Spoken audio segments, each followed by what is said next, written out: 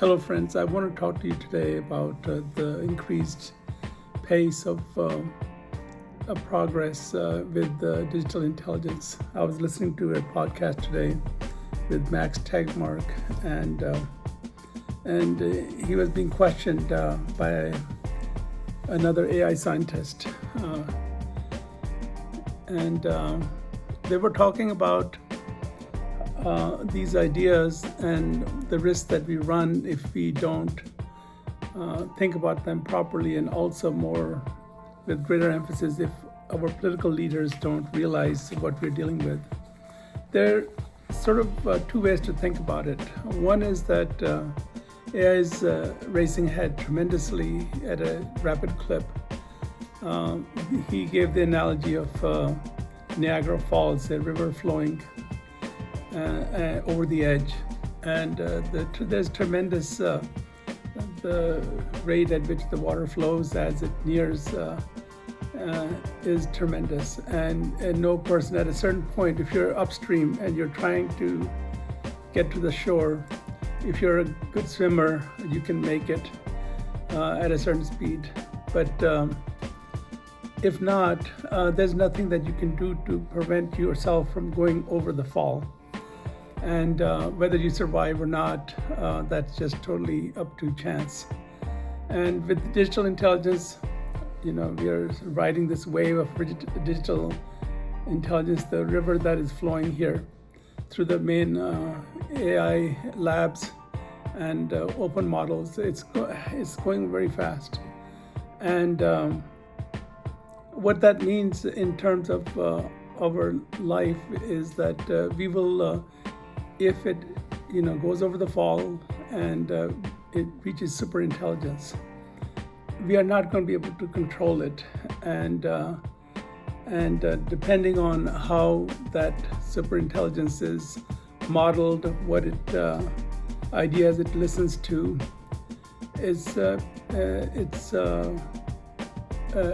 it'll remain only our hope that it treats us well. Max Tegmark is a noted MIT professor who has written about this topic.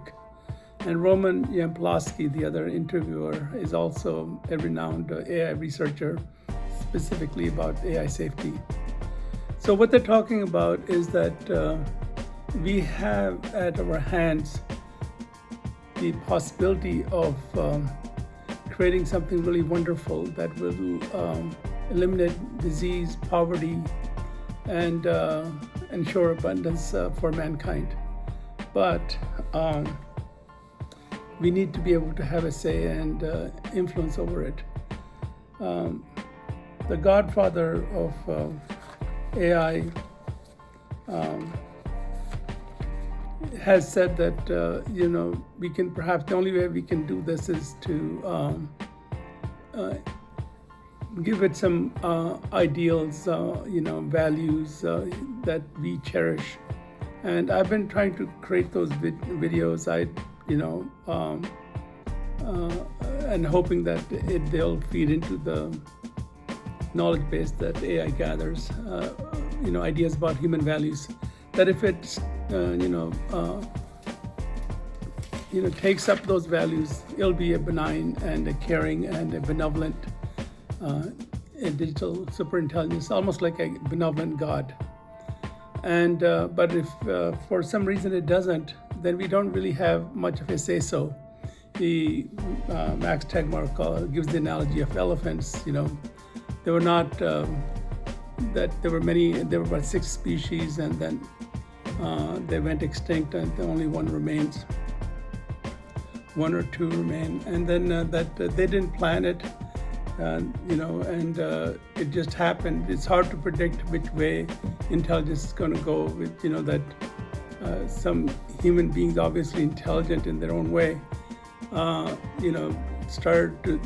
the idea or the notion that grinding up the tusks of the elephants would potentiate their libidos, and elephants were slaughtered for that reason, for their tusks, and they ended up on the losing side of survival. Now we keep them, we have provided shelter, we've grown wiser. But the point of that argument was that it's hard to predict what notion a superintelligent AI might take up, and that would be inimical or harmful to the human species. So it's better to be in charge than to not be in charge. It's better to have a say in things than to be totally voiceless.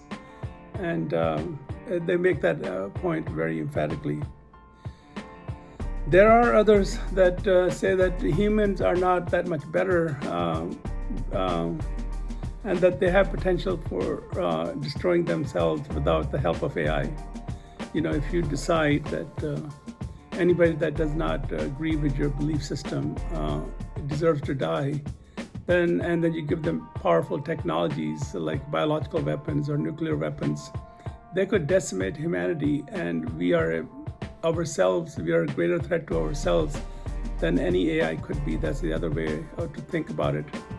And that the solution is to accelerate AI, make it powerful enough so that it can control the defective or the deranged powerful humans that would do us harm. So all in all, there are a lot of, we are at this critical point, this junction of different thought streams. And we have to sort this out. I think one of the other interesting arguments that Max Tegmark advanced was that there's this argument about the prisoner's dilemma, that two prisoners, you separate them and you question them separately, and they might give up each other because they think the other has given you up. So you might as well beat them to it. And so in this case, the prisoner's dilemma argument goes like this, that if China gets to AI super intelligence first, they're going to create powerful weapons and vanquish us. They're going to be in charge.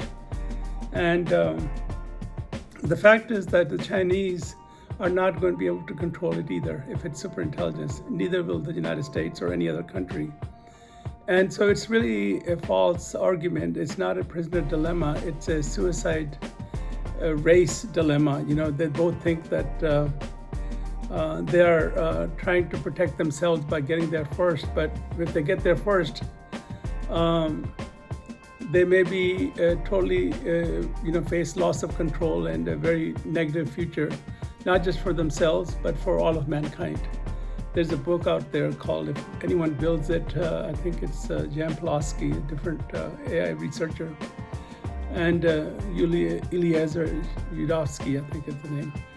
He and his his co-researcher, Nate Stories, I think, they've written a book called If Anyone Builds It, everyone dies. So that's their argument is that AI cannot be trusted, that we don't know its mechanism well enough, and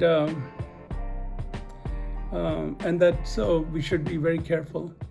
The most intelligent choice would be for world political leaders to insist on AI labs having some safety measures in place, so that